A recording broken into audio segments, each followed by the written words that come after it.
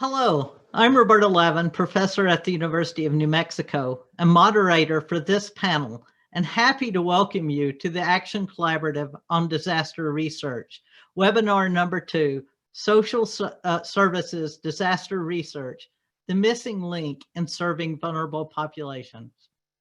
This series of webinars and the work of the Action Collaborative brings together federal and other partners to advance transdisciplinary research related to disasters.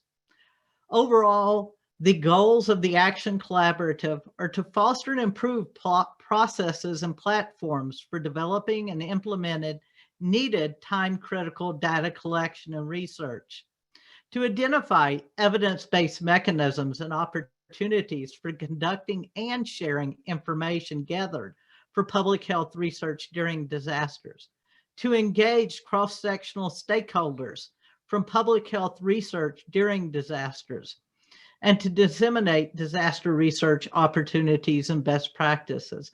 And finally, to provide a venue to support and develop and maintain a rapid response mechanism for the national academies to continue to meet sponsors' needs for convening, idea generation, and information sharing during initial stages of public health emergencies. In this second webinar, our speakers will discuss the importance of disaster social services research for response and recovery efforts, especially social services delivery for vulnerable populations. After the presentation, there will be a 15-minute question and answer session. Please use the Q&A tab to provide any questions that you may have, and we will try our best to get to all of them. And if we aren't able to, we'll be happy to answer them later. Our speakers today are David Stillman, who is the Assistant Secretary of Economic Services Administration for the Washington State Department of Social and Health Services, and he will present Response and Recovery during COVID-19, Embracing and Learning on Human Services Resilience. Then Jeff Segal-Milch, the Director of the National Center for Disaster Preparedness at Columbia, will present on the importance of research on disaster social services, enhancing connections and building resilience. And Lori Peek, the Director of the National Hazards Center at the University of Colorado, will close us out discussing data matters, social services delivery, and disaster research. I'll turn it over to David to begin our presentations. Well, good morning, everyone, or afternoon, depending on what part of the world you're in. It's a pleasure to be part of this panel and webinar.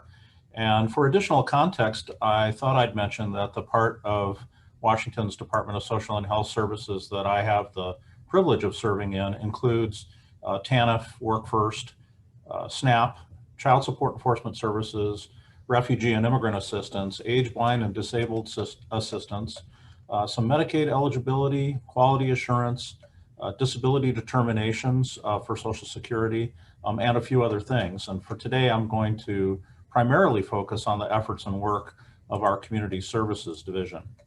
Next slide, please.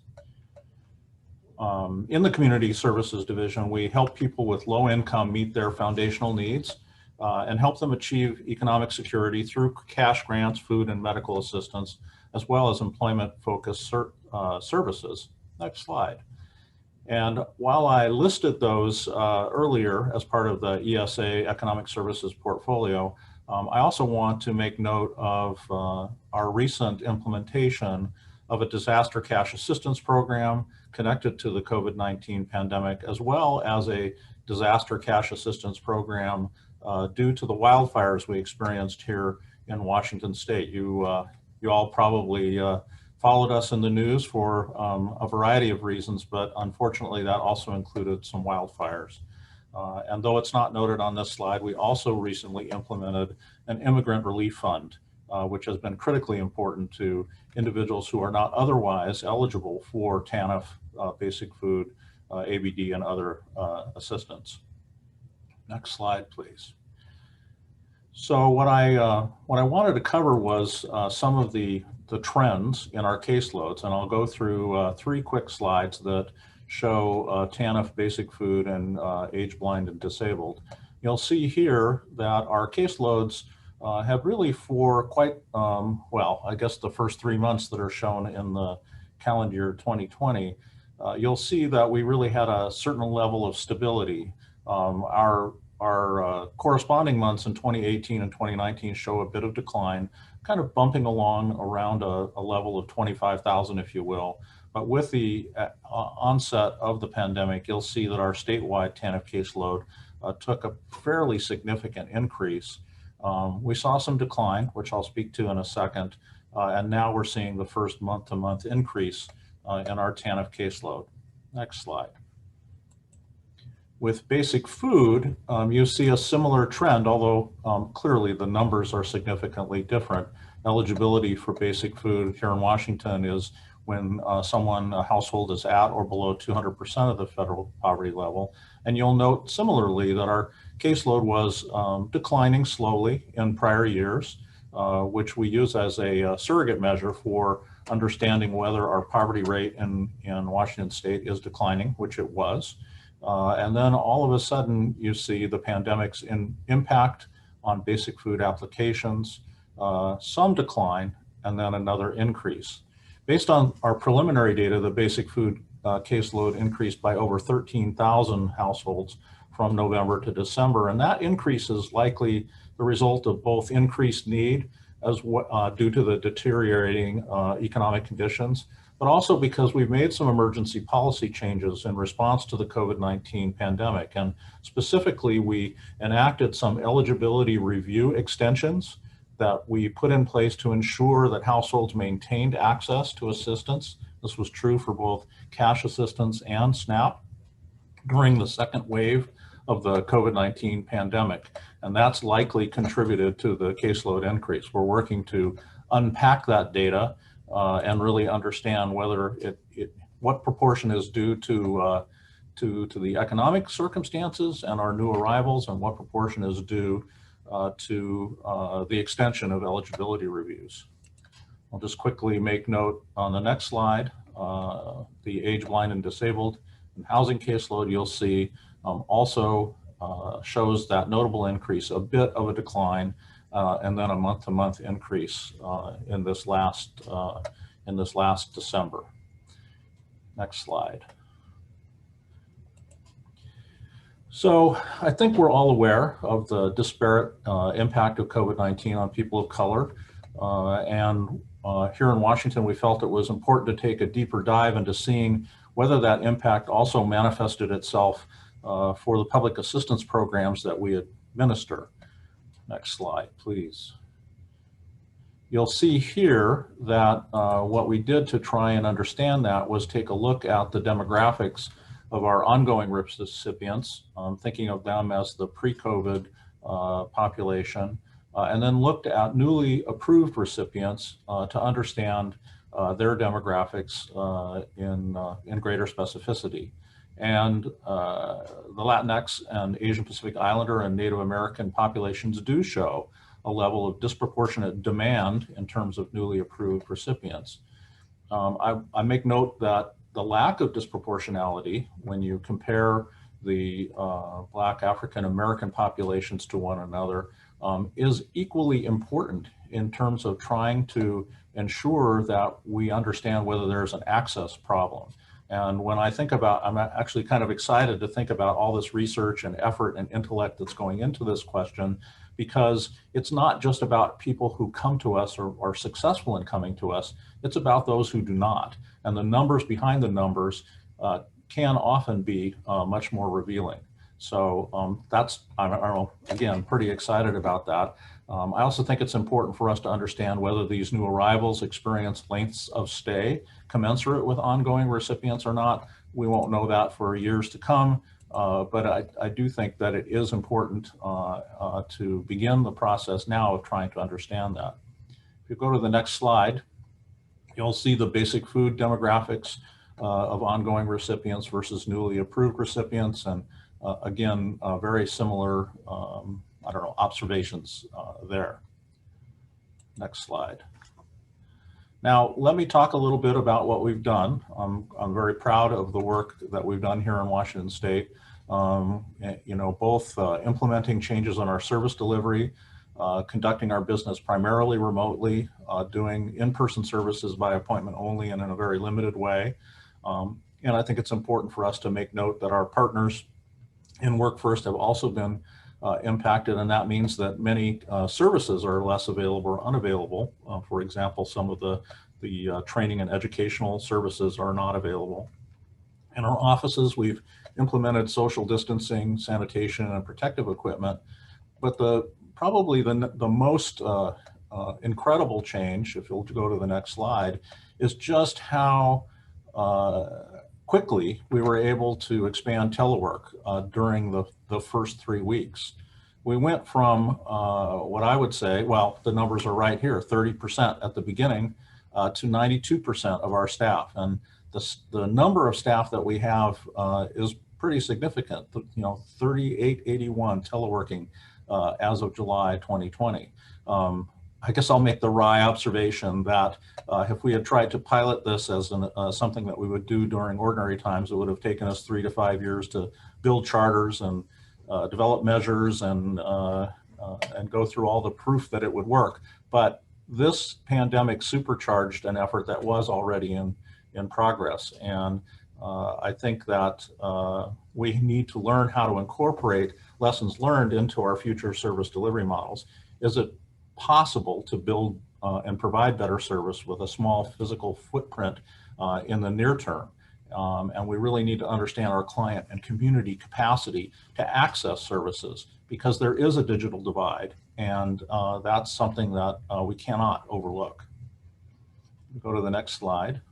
You'll see impacts here in terms of both increased workload as well as increased application processing times and changes in the customer service contact center hold times. When we're relying on that good old-fashioned technology of a telephone, you can see how the COVID-19 caseload, if you will, impacted our ability to be responsive. But nevertheless, I'm also proud to say that you can see how we bounced back. Jump to the next slide. I'll quickly go through some of the things that we did to mitigate the impacts of COVID-19. We implemented a number of policy changes, emergency food supplements, pandemic EBT. We changed the requirements for good cause related to work requirements for basic food. We provided a waiver around having and getting a Social Security number. As many of you probably maybe didn't know, the Social Security offices themselves were closed, and so that made it impossible for our clients to obtain Social Security numbers in many cases. And we focused on student eligibility for basic food. Next slide. As I mentioned earlier, we implemented a disaster cash assistance program here in Washington. We already had something called the Consolidated Emergency Assistance Program that was for families. And through statutory authority and a gubernatorial executive order, we were able to extend that assistance, which is a one-time per 12-month grant, to, I guess I would say, families who are made up of 1 or 2 without children. And you can see during the period of time that we are reflecting here that we had quite a significant application rate and approval rate. Next slide, please. In the TANF world, we made a number of changes to participation and sanction. Again, it made no sense to have sanctions when families and individuals simply could not participate in things like educational activities when community colleges and schools were closed. COVID-19 also allowed us to consider and implement a time limit extension for our 60-month time limit.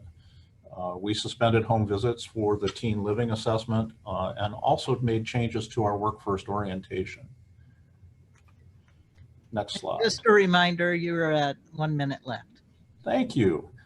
Well, I will ask next slide. Let me go ahead and go past the ABD and just talk about the ongoing challenges. As we look ahead, our concerns are about being able to sustain these program and policy changes. They do have a budget impact. They do create a workload. As we look at the possibility of returning to our offices, we want to understand what sort of offices we're going to return to. What will they look like?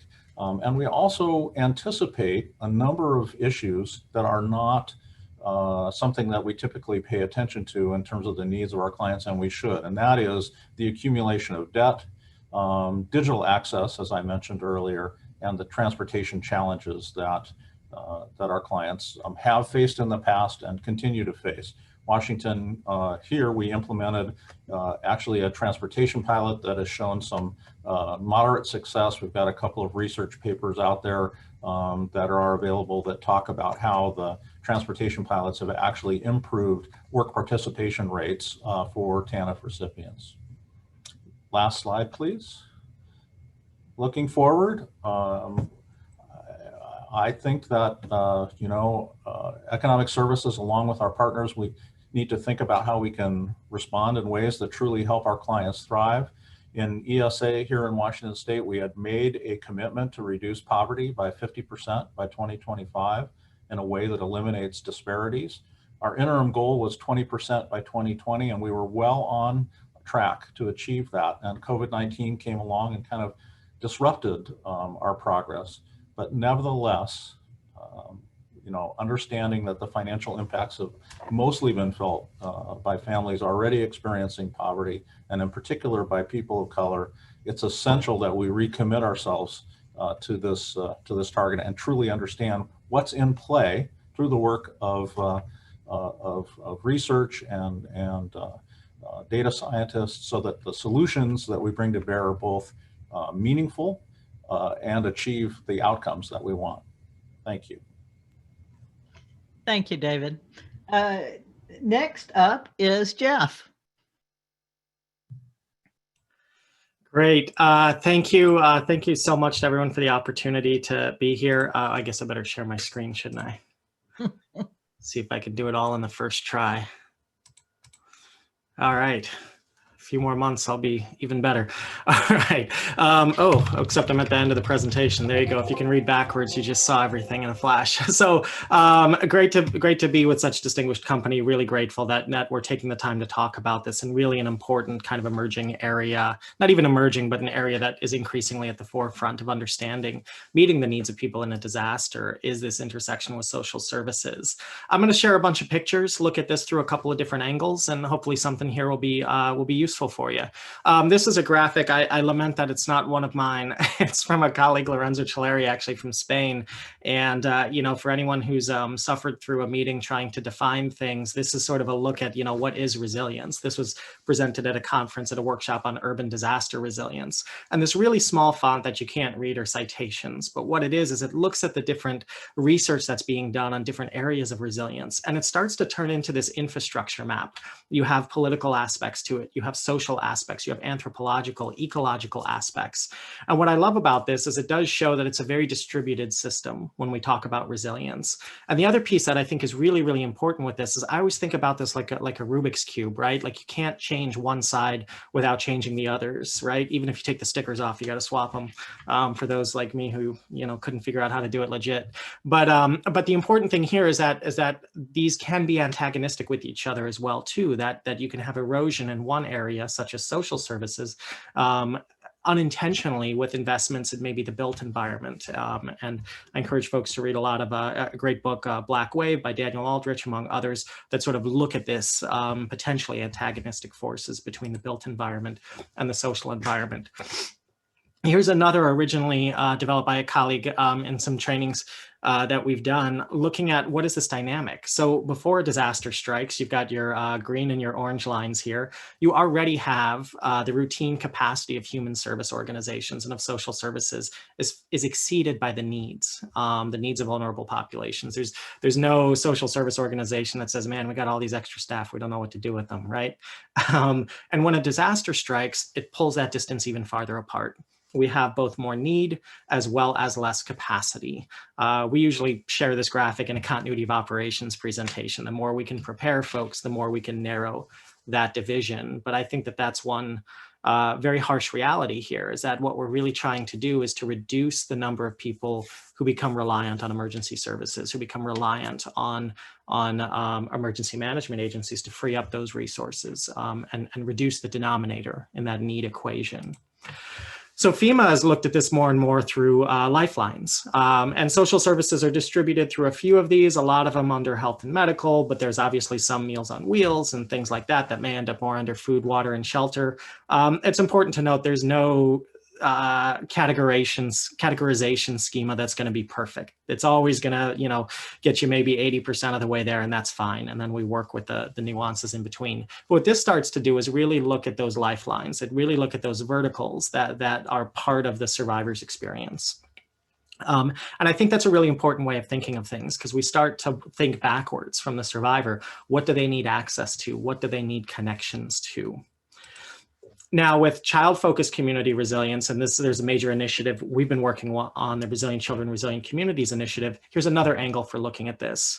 These are all interlinked, right, between the children and the community. And if one isn't doing well, it could be from any aspect of the community that's not functioning properly, or is having trouble in the recovery. And so when we look at it this way, we look at the child. So here we are in a sort of a national academies meeting, right, looking at this nationally, but those rings are pretty far from the experience of the child. That experience is actually determined much more by the interactions they have with family and friends, with child serving institutions, and with the broader community. So when we look at understanding social services and social service research and the importance of it, it's important to really focus on that area of what are those transactions that we're engaged in, that's actually occurring at that individual level. And so one of the structural challenges we have, and this is a conceptual model, is that a lot of the folks at that transitional level are not speaking the same operational language as those sitting in a national meeting like this.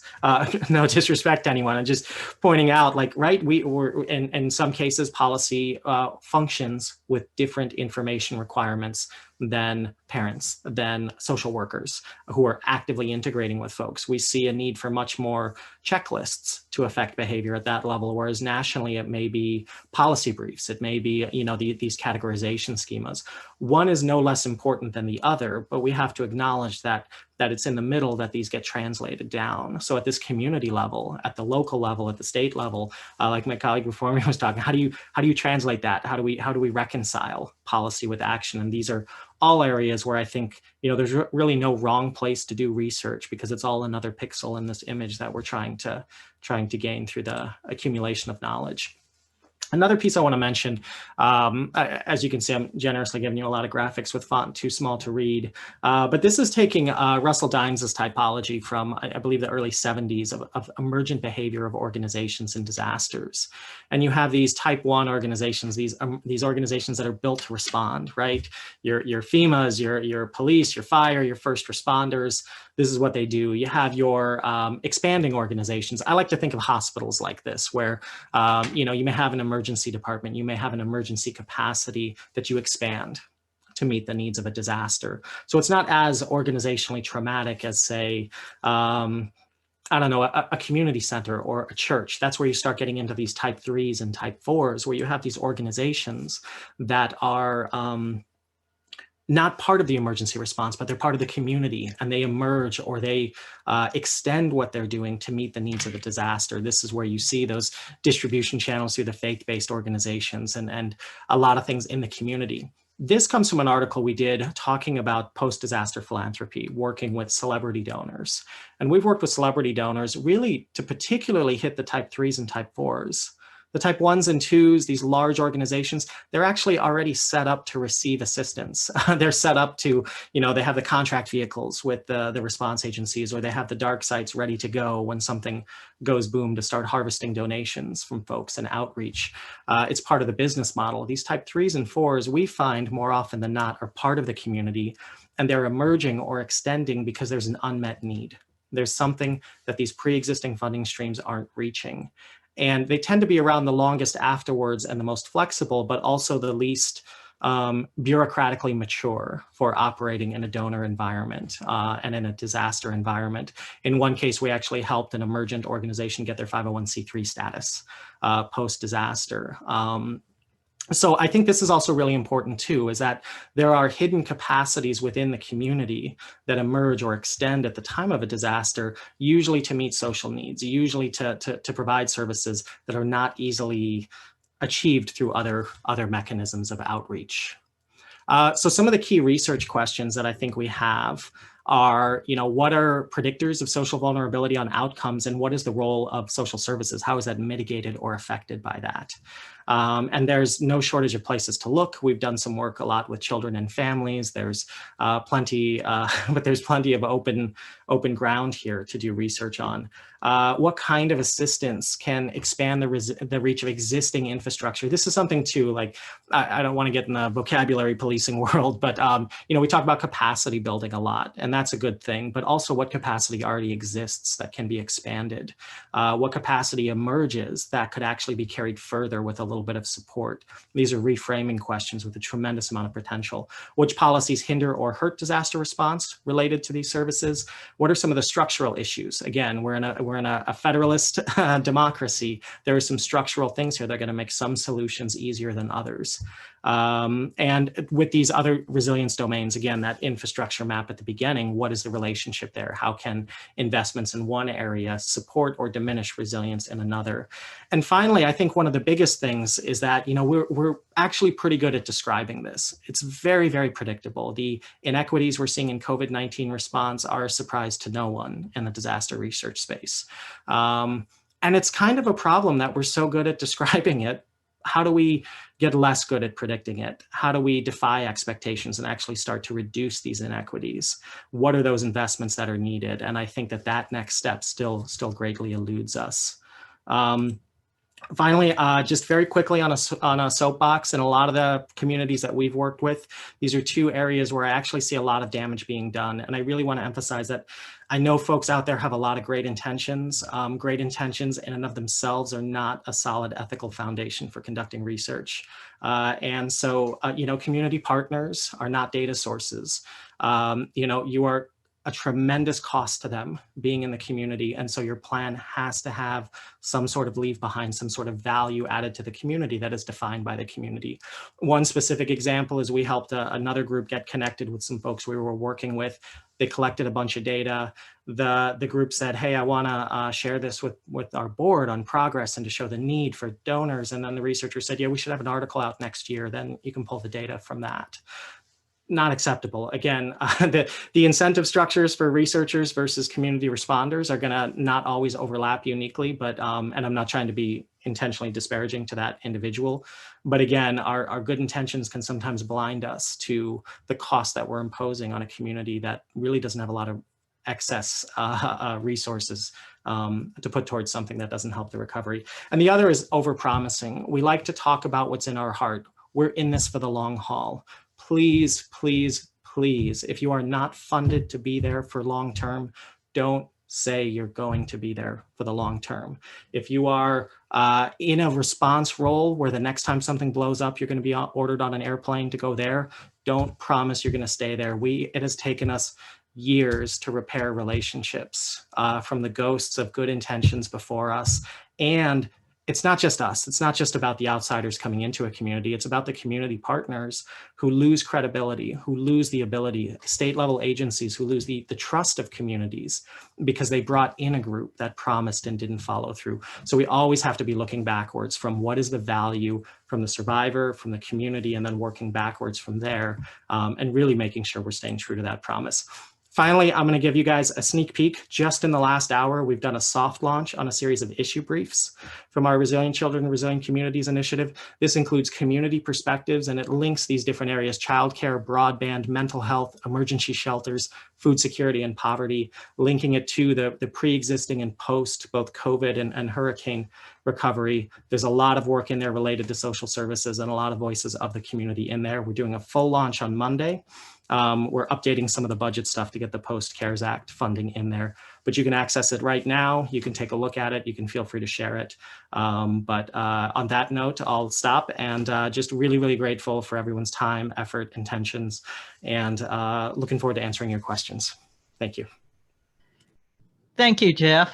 And now I will turn it over to Lori.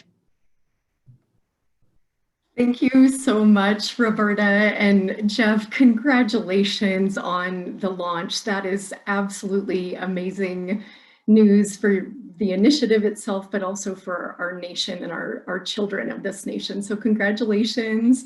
And David, I so enjoyed your comments as well. And Roberta, thank you for being our moderator. So I'm going to share my screen.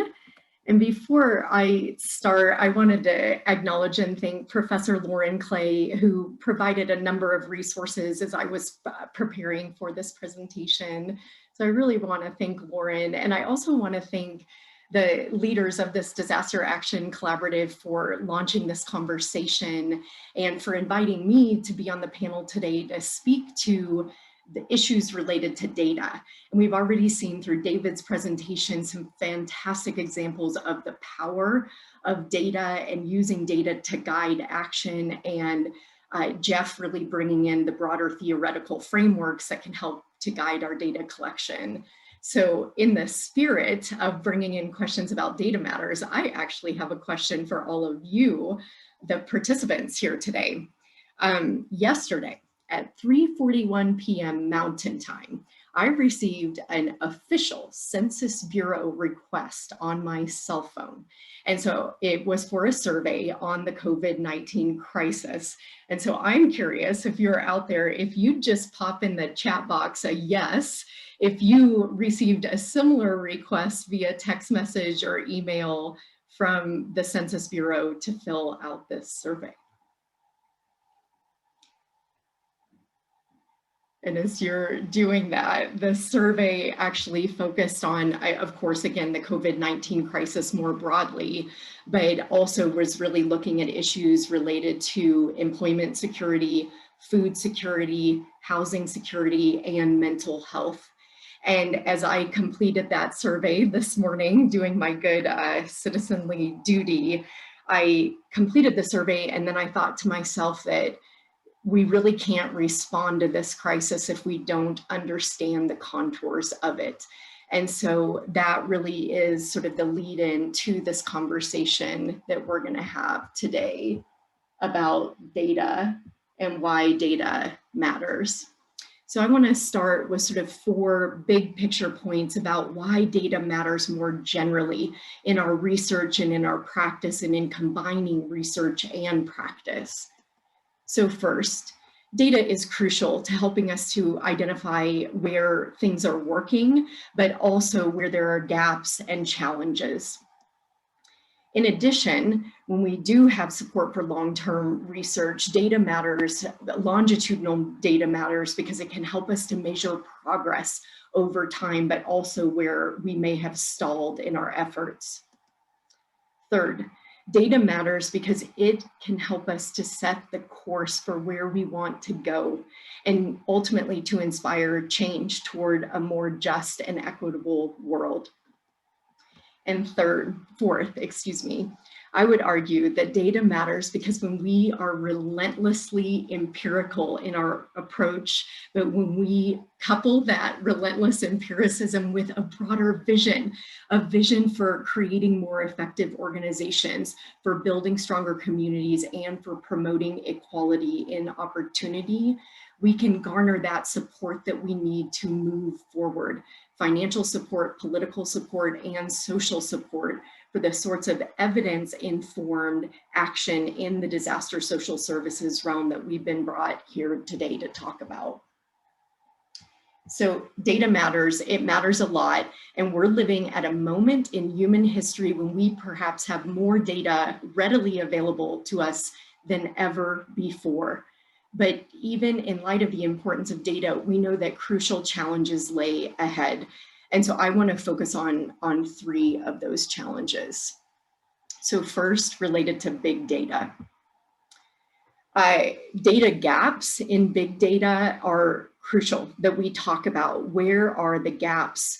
Where are the silences, as Carolyn Perez says in her wonderful book, Invisible Women? So in that book, she starts out at the beginning by saying, but when your big data is corrupted by big silences, the truth you get are half truths at best. And while her book is focused on the incredible silences around gender in big data, and especially the lack of focus on women in big data, we could apply what is in that book to almost any marginalized population. Communities of color, low-income communities are oftentimes massively underrepresented in these so-called big data efforts. And so we have to honor what big data can tell us, but always also be cautious about those silences. Also, in terms of data limitations, we know, as we've already heard, that it can be costly, time-consuming, and difficult to collect primary disaster social services data directly from the source. And this is true during non-disaster times, when social services agencies serving vulnerable populations are already overtaxed. And then during disasters, when these agencies switch to their response mode, data collection may become more difficult or even impossible, or as Jeff noted at the end of his presentation, it may simply become ethically unfeasible to continue with data collection. And in fact, a specific story of this, Dr. Jamie Vickery and several other researchers at the Natural Hazard Center, we worked for 3 years on a project supported by Save the Children, working with voluntary organizations active in disaster in 2 Midwest states, in Nebraska and Arkansas. And in the middle of this effort, both states were affected by tornadoes, flooding, later the pandemic, and at some point we had to decide to ultimately suspend data collection for a period of time, because it was no longer ethically, it no longer fit our ethical framework to continue with that, but it also just became absolutely infeasible given the demands on these organizations. So I think we need to have more conversations about this. Then a third challenge I want to bring into the room that I'm going to talk about, hopefully addressing, is related to data sharing. So data, as we know, are oftentimes collected in inconsistent ways, making them incomparable across time and place.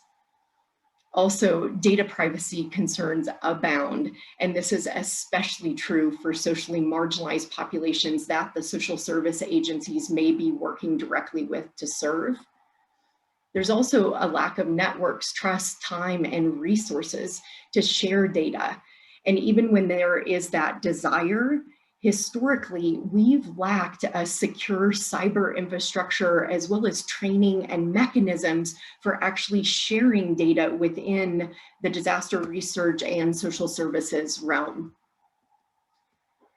So I'm sure that the experts that are out there on this webinar today could add many more challenges to that list, but in the interest of time, I'm going to switch and finish up today by talking a little bit about addressing how we might begin to address some of those challenges in order to honor the importance of the data that we're trying to use to advance these efforts.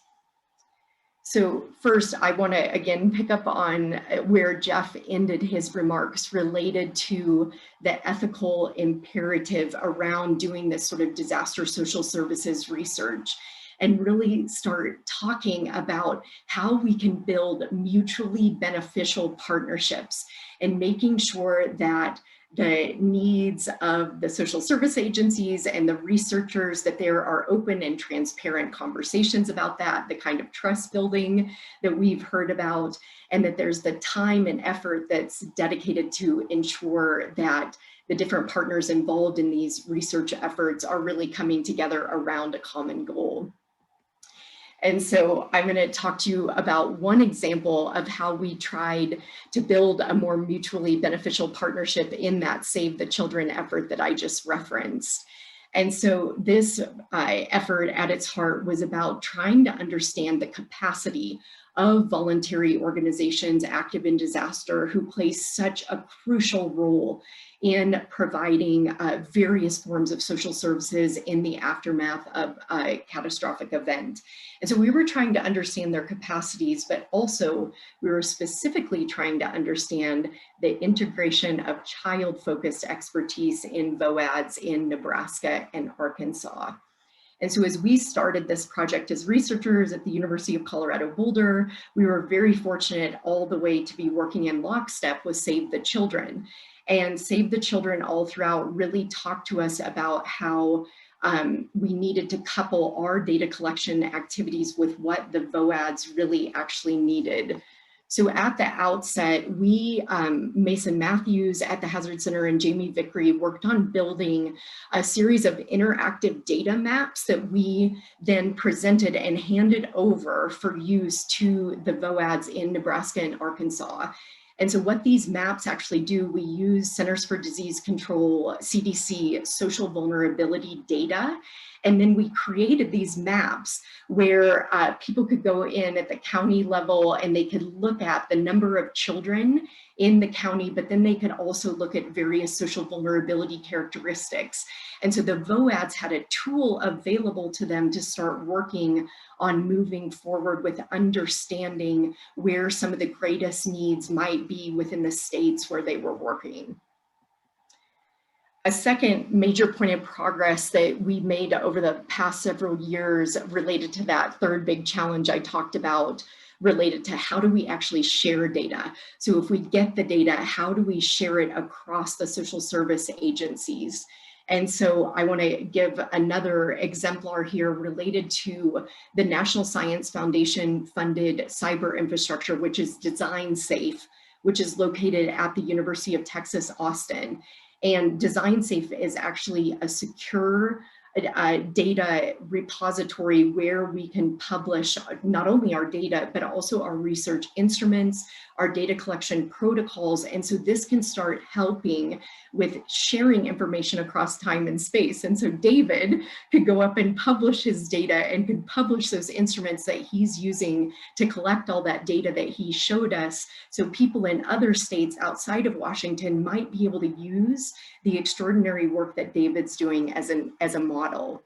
And so DesignSafe initially was predominantly used by engineers, but over the past couple of years, we have worked very closely with DesignSafe to ensure that public health and medicine researchers, social and behavioral scientists, and others who may be most likely to be collecting data in the social service realm can get their data up there.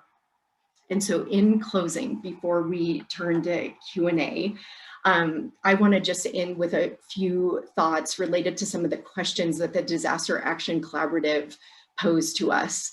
So one of the questions was, what actually drives change? So once you get that data, what's going to drive policy change to lead to the sorts of support that we're talking about today? So one of the things that we know is that quantitative data, big numbers, oftentimes drive policy change. That's the sort of thing that we're looking for. We're looking for broader trends and patterns associated with what actually works. If we pull the lever, what's going to help? But we also know from research that these quantitative data are oftentimes most effective when they're coupled with stories grounded in lived reality. Because at some point we run the risk, if we're only presenting numbers, of sort of everything becomes a gray statistical blur. But when we can couple that rigorous quantitative data with stories, we have more chance for making progress. Second, we know that the richest data on social services are oftentimes at the local level, but without additional resources, these data can be difficult to scale up and to scale out. And that's why I'm so glad that we're launching this conversation today through the academies. And then third, as always, we know that we need more support for local, state, and national efforts to support disaster research on social service delivery, because this really is an overlooked area in the broader disaster research realm, save for some very, very important exceptions. So I think this is a big place for us to move forward. And I am so thankful to be with you all today. Thank you for listening. And thank you again to the academies. Thank you, Lori, for your presentation. I think now we can move to our question and answers with our panelists. And we have several in the Q&A box that I will say started out with people pointing out that the chat feature was disabled, but in response to your question, people sent responses in the questions and answers, and only one other person got that survey. Everybody else that replied said no. But let me start out with a question to the panelists from Patricia Frost that says, given that so much of the resilience for children depends on what happens in disasters exist in ESF 6, yet the disaster advocacy for children seems to be siloed in ESF 8. How can there be better integration? I'll jump in on that one. Is that, you know, this is actually, I think across all areas of disasters and social services, is that we're organized around political boundaries and agency functions and capabilities. And that doesn't always overlay well with how things are actually experienced at the center and experienced in those transactions. I think with the FEMA lifelines, you're sort of seeing an attempt to reconfigure that. And I should say too, every configuration is going to have its drawbacks. So we need frameworks to help manage things in chunks, but each framework leaves an angle out of it. It's like we're trying to map a three-dimensional world in 2 dimensions. But I think that it is important to create those boundaries across the different areas and important to expand beyond it. If I can share for just a quick second, this is a conceptual model in those issue briefs we shared. And you can see here, you have health issues in ESF 8, you have housing issues, you have poverty issues, education issues that fall across all different aspects of the federal enterprise. And, you know, a simple investment in mental health, you know, cascades across all of these different things. At the same time, these increases in poverty and decreases in mental health diminish the effects across all those. So I think from a research perspective, and some of the questions confronted here today, is the more we understand these dynamics, the more that, you know, cool looking animations like this can go from, you know, conceptual to data driven, the more we can sort of look at what are those key linkages that we need to be investing in and advocating for.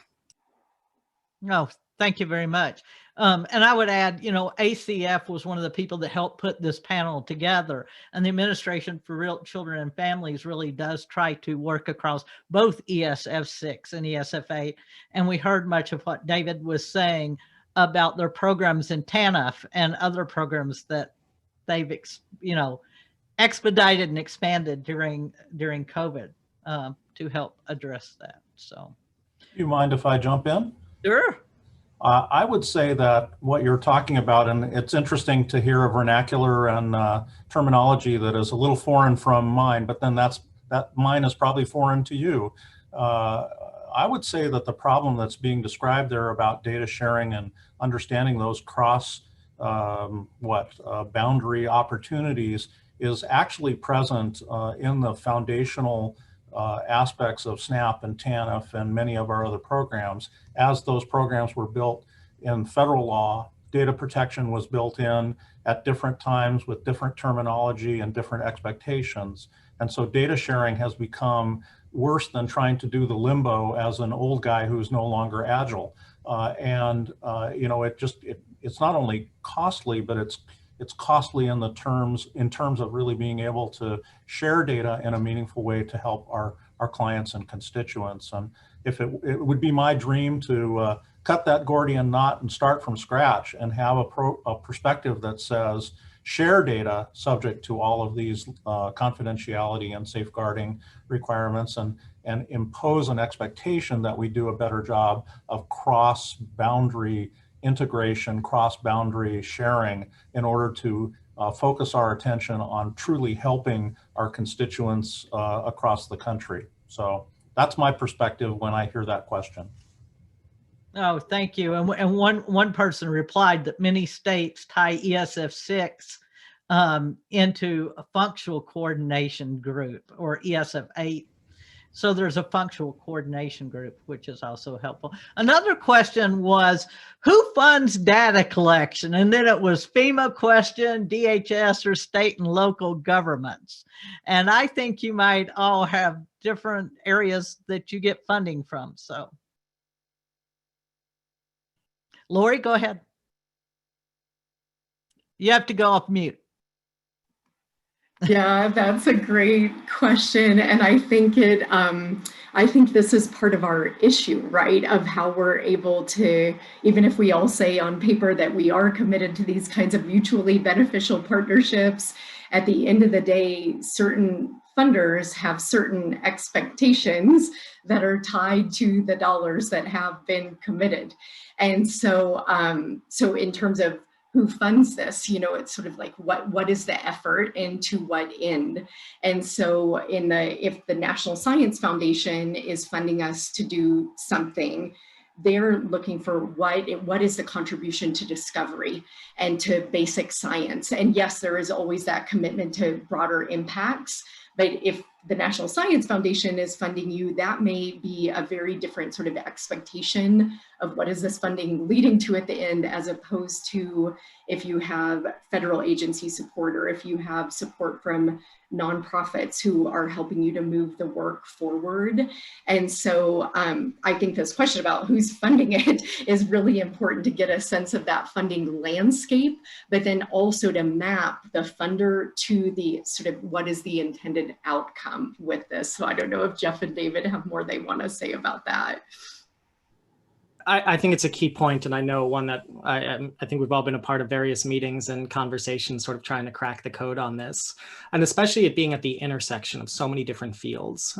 Disaster science, it's not necessarily as discovery oriented as maybe mathematics or traditional laboratory sciences, which gets into some nuances of academic incentive structures too, for conducting research. But also, yeah, if you're being funded by a mission-driven agency, you may have access to incredible data, but with an endpoint of driving the mission forward.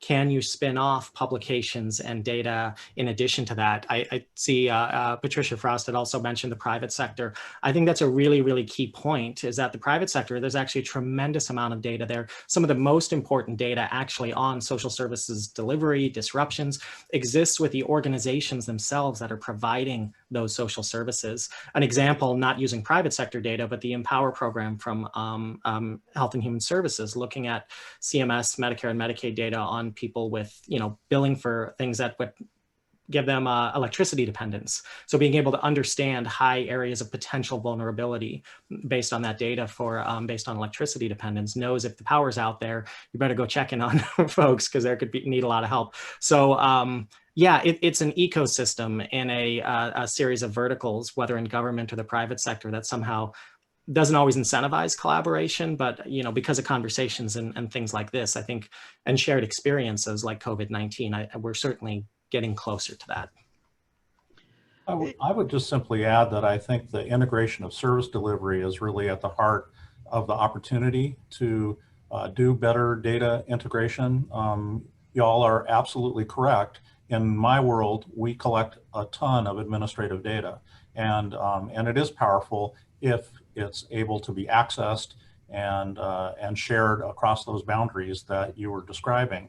And as I said before, we do a lot of the limbo in order to try and get there. On the other hand, in Washington State, I think we were one of the early promulgators of an integrated data system, integrated data research and data analysis, building a longitudinal database that's both internal to the Department of Social and Health Services, as well as in my little part of the world where we do that, we have our own sort of research shop as well. And you kind of get hooked on it. I guess I won't go on and on, but once you realize the opportunities and advantages associated with it, it really built on itself. The opportunities seem endless. And at that point, what's critical is building a really good research agenda. And when I think about where we're all going, we have so many questions we want to answer, but which ones do we answer in which order? And again, it's why I'm excited to be a part of this panel, because I think there's great opportunity in the chaos of this pandemic to have that question answered in a way that's meaningful, not only for disaster response, but also for the long-term outcomes of the families and individuals that we serve in economic services. So I'll stop there. Well, I think I have time for one more question. So I'm going to try to lump some of these questions I have into one question for you. And one of the things that the questioners have pointed out is that private organizations hold a lot of the information, and that information is untapped, including payer information. You have DesignSafe. We have problems with how we coordinate all the different funding levels. Is there a way we could talk about how we use the data that's available, and is there power in the mixed methods approach Lori talked about, and pulling DesignSafe in, and all the data that David talked about they have in how power. How do we pull all this together? Well, first, I'd say yes to all of the above. And there's, debates over, quantitative data versus qualitative and mixed methods. But the reality is that more is more is better. The private sector does have, incredible access to information. They work in a different environment. And my experience working with the private sector, in some areas, it's much freer. Much more open, and in other areas it's much more restricted. They have different regulations and different rules. They work in a competitive environment, and in some cases there are antitrust issues. If you get a bunch of insurers sharing data to look at rates for disaster response, something that may seem very benign on our end could actually become a significant issue. And I think that this is where, particularly at the federal level and potentially through the national academies, I tend to loathe the term convening power, but in this case, I think it's legitimate to actually have the ability to bring folks together to create a space with the accommodation for those parameters. But do we need more data? Yes. Are we using all the data we have? Not by a long shot. And there's a lot of low-hanging fruit by building these relationships. And again, these shared experiences, we are in a very, I hate to make a very deadly global pandemic, to talk about it so clinically, but it's a very data-rich environment with some very vital lessons on the role of social services and how they're helping or hindering people's ability to weather this biological storm. Oh, thank you. Lori? Just briefly, that the questions are fantastic. And I think one of the things that we saw happen during this pandemic, right, are so many of the sort of old ways of holding data until it's published. Things like that went out the window when it came to vaccine research, when it came to scientists around the world who were collaborating, because, as David said, they had a shared problem. They had a shared agenda, and they were working toward a common purpose. And so, again, was it perfect? Were there things? Yes, absolutely. But in the end, are we hopefully going to take something away from this tragic moment related to what is possible when we work collaboratively, when we share data, when we share information more rapidly, and when we work collectively toward a shared problem? And so I think, like the question Patricia's raising about private sector data, a lot of this is proprietary. We're holding it back here. But when might we be willing to share that is when we're working toward a common vision and a common problem. Thank you. And David, do you want to add any last words on how you were managed, what the data is, and how you were able to manage getting such a great pool of data scientists to help you? Well, we're very fortunate to have had a core group of data scientists to begin with. I think that, as I said earlier, you get hooked on it. You really, once you start to unpack the power of learning and growing and building both real-time and long-term strategies for success, you get hooked on it. So I think the more that you can encourage that, the more likely it is that it will grow and thrive. And I will say thank you for letting me be part of this panel. I learned so much from Lori and Jeff and everyone involved. I'm just the guy that does the human service side of this. So thank you for including me. I really appreciate it. Thank you all. We have basically reached our time for this presentation. I want to thank all of you for just excellent presentations that were very engaging and really do help address the critical issue of social services needs during a disaster, how we do the research, and how we collaborate with each other and the Action Collaborative. Thanks again to the Administration for Children and Families for help pulling together this panel, and for all the members of the Action Collaborative for all the work you do every day to help us coordinate research and share information related to disaster research. One last note, the information is recorded and the slides will be made available on the Action Collaborative website for all of the people that are interested. Thank you very much and have a wonderful day.